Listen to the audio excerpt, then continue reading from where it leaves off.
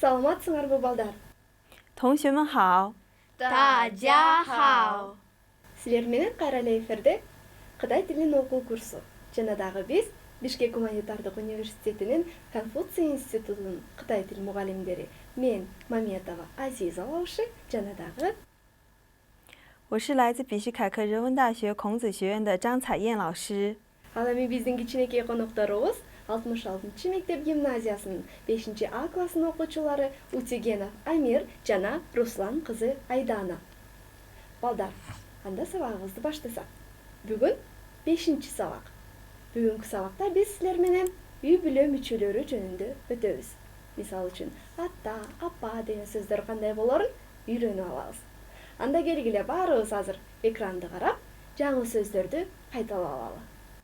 这 Бул 这 这 那 тигил, 那 那 是 болуу, болуп саналат.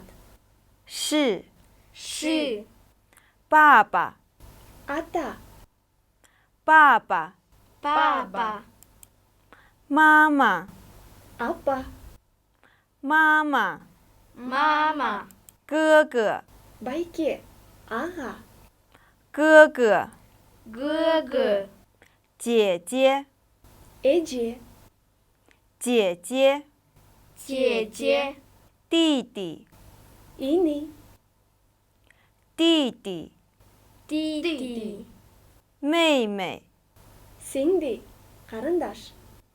妹妹 妹妹 Келгиле анда балдар, дагы бир жолу азыр жаңылыш менен кайталап алалы. Силер дагы чогуу кайталап отурсаңар болот. 这这这这那那那那是是是是爸爸爸爸爸爸爸爸妈妈妈妈妈妈妈妈哥哥哥哥哥哥哥哥姐姐姐姐姐姐姐姐弟弟弟弟弟弟弟弟妹妹妹妹妹妹妹妹 Ал эми балдар азыр силерге мен ш деген сөздүн колдонуусу жөнүндө айтып берейин. Ш деген сөз кытайчадан кыргызчага которгондо болуу же болуп саналат деп айтылат. Биз кыргызча, мисалы үчүн бул менин апам дегенде жөн гана бул менин апам деп айтып коебуз. Ал эми кытай тилинде болсо которгондо бул менин апам болуп саналат деп айтылып калат. Мисалы үчүн Ч, Ш, Уа, мама. Бул жерде Ш сөзү сөзсүз түрүндө колдонуш керек балдар. Эгерде биз Ш сөзүн колдонбой койсок, анда сүйлөмөбүз туура эмес болуп калат. Кана анда экранга көңүл буруп, Жан Сайен Лаушы менен Ш сөзү кантип колдонулору жөнүндө билип алалы. 这是我妈妈 Бул менин апам. 这是我妈妈这是我妈妈，那是我爸爸 Тигил менин атам. 那是我爸爸那是我爸爸，这是我哥哥 Бул менин агам. 这是我哥哥这是我哥哥，那是我姐姐 Тигил менин эжем. 那是我姐姐那是我姐姐。这是我弟弟。 бұл менің інім. 这是我弟弟。这是我弟弟。那是我妹妹。 Тигил менің сіңдім. Же болбосо, тигил менің қарындашым. 那是我妹妹。那是我妹妹。 Азаматсыңар балдар, ең жақсы. Ал эми кийинки сөз бул ма деген сөз. Ма деген сөз бул суроо белгисин билдирет. Мисал үчүн, ма деген сөздү сүйлөмдүн аягына коюп койсок, ал сүйлөм суроолуу сүйлөмгө айланып калат. Биз биринчи сабакта өткөндөй ни хао деген сөздөн кийин ма деген сөздү коюп койдук эле. Ни хао ма деген суроо болуп калган. Ошондой эле ма деген сөз кошулган сүйлөмдөрдү анда эмесе жаңылышы менен кошо карап кайталап алалы. 这是你爸爸吗？ Бул сенин атаңбы? 这是你爸爸吗？ 这是你爸爸吗？ 这是你哥哥吗？ Тигил сенин байкеңби? 这是你哥哥吗？ 这是你哥哥吗？ 你爸爸妈妈好吗？ Сенин ата-энең жакшыбы? 你爸爸妈妈好吗？ 你爸爸妈妈好吗？ Андан кийин балдар дагы өткөн сабактагы сөздөрдү колдонуп, анда дагы сүйлөмдөрдү түзүп көрөлү. Келгиле анда жаңылышын жардамы менен кантип биз өткөн сабактын сөздөрүн жана дагы бул сабактын сөздөрүн кошуп сүйлөм түзгөндү үйрөнүп алалы. 你妹妹叫什么名字？ Сенин карындашыңдын же сиңдиңдин аты ким? Көрдүңөрбү балдар? Биз бул сабакта мурдакы таанышуу жөнүндө өтүлгөн темадагы сөздөрдү колдонуп, сенин карындашыңдын аты ким деп сурап алдык. 你妹妹叫什么名字？ 你妹妹叫什么名字？ 你弟弟叫什么名字？ Сенин иниңдин аты ким? 你弟弟叫什么名字？ 你弟弟叫什么名字？ Азаматсыңар балдар, эң жакшы. Анда эмесе келгиле, ушул сөздөрдүн баарын, сүйлөмдөрдүн баарын колдонуп, диалог түзүп көрөбүз. Ошол диалогду биринчи жаңылышы менен кайталап алалы экранды карап, анан кийин өзүбүз дагы түзүп көрөбүз. Болобу балдар? Кеттик анда. 你好，你好，你好，你好，你好吗？你好吗？我很好。我很好。你好吗？你好吗？我很好。我很好。你叫什么名字？你叫什么名字？我叫阿米。我叫安米。你叫什么名字？你叫什么名字？我叫艾达娜。我叫艾达娜。那是你哥哥吗？那是你哥哥吗？是。是。那是我哥哥。那是我哥哥。你哥哥叫什么名字？你哥哥叫什么名字？我哥哥叫阿曼。我哥哥叫阿曼。这是你姐姐吗？这是你姐姐吗？是。是。这是我姐姐。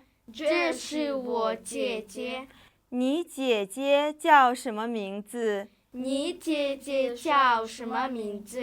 我姐姐叫艾克林。我姐姐叫Айгерим. Азаматсыңар балдар. Кана Айдана, Амир, ушинтип диалог түзгөндү үйрөнүп алдыңарбы? Ооба. Анда угуп туругула. Биз азыр жаңылышы экөөбүз биринчи дагы бир жолу диалог түзгөнгө аракет кылабыз. Андан кийин силер түзөсүңөр бизге окшоштуруп, болобу? Ооба. Жакшы. Анда бизди көңүл буруп угуп туругула. 你好。你好。你好吗？我很好。你好吗？我很好。你叫什么名字？我叫阿ziza。你叫什么名字？我叫张彩燕。那是你哥哥吗？是，那是我哥哥。你哥哥叫什么名字？我哥哥叫安曼。这是你姐姐吗？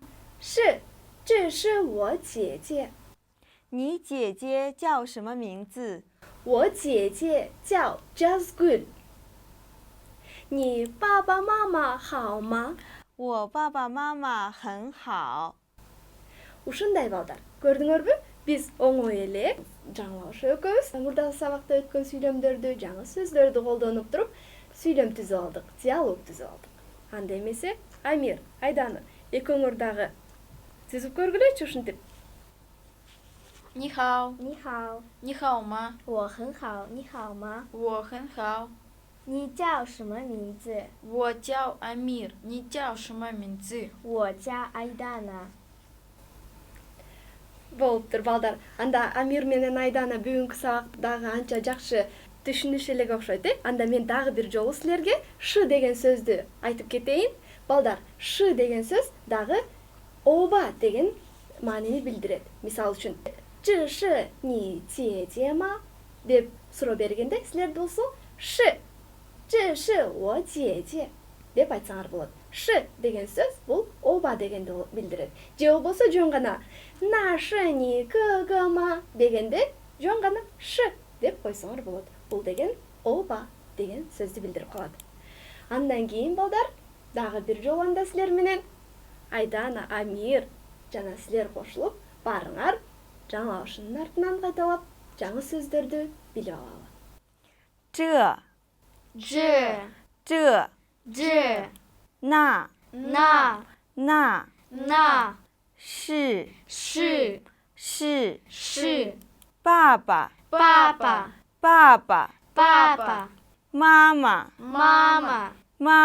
妈妈哥哥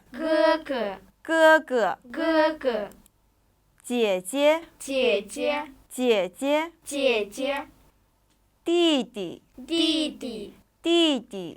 弟妹妹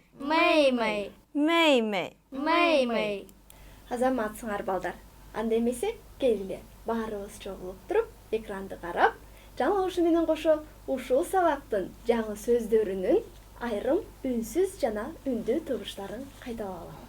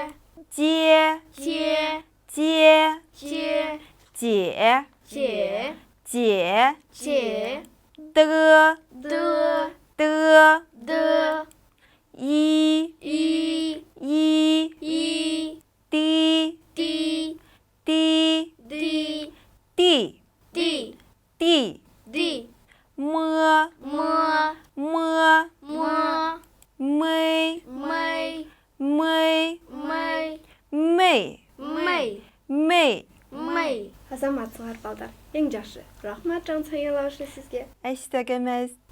Анда эмесе балдар, азыркы кезекте биз ушул сабактын диалогуна берсек. Анда Айдана, Амир жакшылап көңүл бөлөбүз болуп турбу? Балдар, силер дагы жакшылап көңүл бөлүп, жаңылаушы менен кошо диалогду окуйбуз. 你好，你好，你好，你好，你好吗？你好吗？我很好。我很好。你好吗？你好吗？我很好。我很好。你叫什么名字？你叫什么名字？我叫阿米。我叫阿米。你叫什么名字？你叫什么名字？我叫艾丹娜。我叫艾达娜。那是你哥哥吗？那是你哥哥吗？是。是。那是我哥哥。那是我哥哥。你哥哥叫什么名字？你哥哥叫什么名字？我哥哥叫阿曼。我哥哥叫阿曼。这是你姐姐吗？这是你姐姐吗？是。是。这是我姐姐。这是我姐姐。你姐姐叫什么名字？你姐姐叫什么名字？我姐姐叫Айклим。我姐姐叫Айгерим。Азаматсыңар балдар. Рахмат Жан Саянлашы. Балдар, көңүл буруп, жакшы түшүнүп алдыңарбы диалогду кантип түзүштү? Ооба. Жакшы. Анда эмесе, Айгерим, Амир, силерге эмки сабакка тапшырма үйдөн бардык сөздөрдү, сүйлөмдөрдү колдонуп, диалог түзүп келишиң керек болобу? Анда эмки сабакта силерден диалог сурайбыз сөзсүз түрдө. Балдар, ушинтип биздин бүгүнкү сабагыбыз аягына келип жетти. Бүгүн биз силер менен үй бүлө мүчөлөрүн, алардын аттарын сураганды, жаңы сөздөрдү, тыбыштарды үйрөнүп алдык. Балдар, бош убактыңарда Кытай тилин көп кайталап турганды унутпагыла. Анда эмесе, эмки сабакка чейин көрүшкөнчө саламатта калгыла. 同学们再见。再见。